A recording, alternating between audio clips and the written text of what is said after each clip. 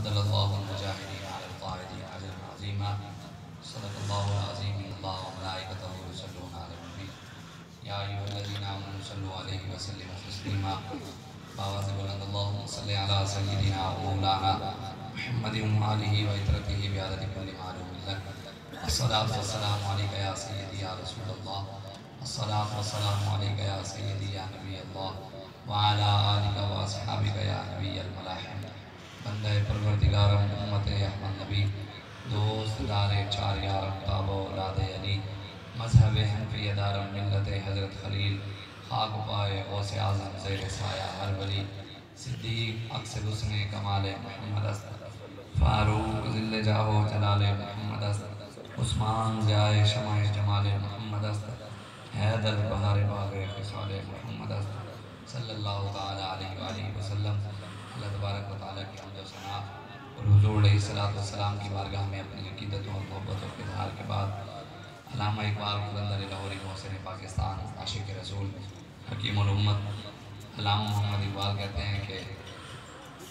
تو رہن برد شوق ہے منزل نہ کر قبول، تو رہن برد شوق ہے منزل نہ کر قبول، لیلا بھی ہم نشیں ہو تو محمل نہ کر قبول۔ اقبال کہتا ہے کہ تیری منزل جو ہے وہ گنبد خضرا ہے، تو شوق کی منزل کا مسافر ہے، تو نے اپنی منزل کی طرف سفر جاری رکھنا ہے۔ جتنی مرضی تکلیفیں آ جائیں، راستے میں کانٹے آئیں گے، تکلیفیں آئیں گی، لوگ بھی آئیں گے کہ جناب دیکھیں پچھلی بار بھی ایک جگہ ہم گئے تو لوگ کہتے ہیں جناب دیکھیں پچھلی بار بھی جس طرح آپ نے کمپرومائز کر لیا تھا تو اس بار بھی آپ بھی اس کو کمپرومائز نہ کر لینا، تو یوں کر لیں یوں کر لیں۔ میں نے کہا علامہ اقبال کہتا ہے قوموں کے لیے موت ہے مرکز سے جدائی، ہو اگر صاحب مرکز تو خود ہی کیا ہے خدائی۔ علامہ اقبال کہتا ہے جو قوم اپنے مرکز کو چھوڑ دیتی ہے نا تو پھر اس نے پوری دنیا میں ہم ذلیل ہو نہیں رہے۔ جب ہم نے اپنا مرکز گنبد خضرا چھوڑا ہے تو پوری دنیا میں مسلمان ذلیل و رسوا نہیں ہو رہے۔ برما کے اندر آج تک بتائیں، آج تک کوئی بندہ بتائے کہ بش کو کبھی کسی نے دہشت گرد کہا ہو، ٹرمپ کو کبھی کسی نے دہشت گرد کہا ہو، اوباما کو کبھی کسی نے دہشت گرد کہا ہو، مودی کو کبھی کسی نے دہشت گرد کہا ہو، بش جس نے صدام حسین غیرت مند مسلمانوں کا حکمران اس کو اس نے عید والے دن پھانسی چڑھوایا، عراق پورا تباہ کر گیا، افغانستان کھنڈر بنا گیا۔ اس کے بعد اوباما آیا شام کے اندر بمباری کرے، شام کے مسلمانوں کو تباہ و برباد کر دیا۔ پھر اس کے بعد ٹرمپ آیا، اس نے آ کر برما کی مسلمان بیٹیوں کے پستان کر کباب بنا کر کھائے، اس نے مسلمانوں پر ظلم و ستم کیا، مسلمان بیٹیوں کو قید و بند کی صحبتوں میں گزرا، انہیں جیلوں میں ڈال دیا۔ اس کے بعد مودی کشمیر کے اندر 15 ہندو فوجی ایک بچی کے ساتھ مسجد میں جا کر زنا کرتے ہیں، آج تک کبھی کسی نے ان کو دہشت گرد نہیں کہا۔ پوری دنیا میں مسلمانوں کو جو کاٹ رہے ہیں، جو پوری دنیا میں مسلمانوں کو ذبح کر رہے ہیں، جو پوری دنیا میں مسلمانوں پر بم پھینک رہے ہیں، جو پوری دنیا میں